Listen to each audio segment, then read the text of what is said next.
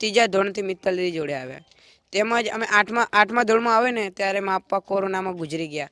ત્યારે અમે હાવ એકદમ નિરાશ થાકી ગયા હતા. એકદમ હાવ નીચેલી સીડી પર આવી ગયા હતા.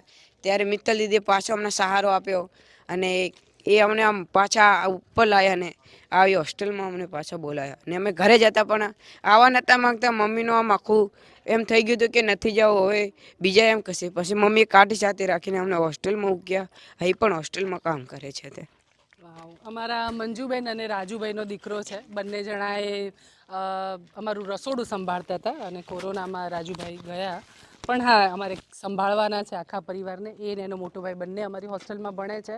મંજુબેનના બચ્ચાઓને સાચવે પણ છે. થોડા હળવા મૂળની વાત કરીએ, ઈશ્વરની ગતિ હોય છે, આ બધું જ નિશ્ચિત હોય છે.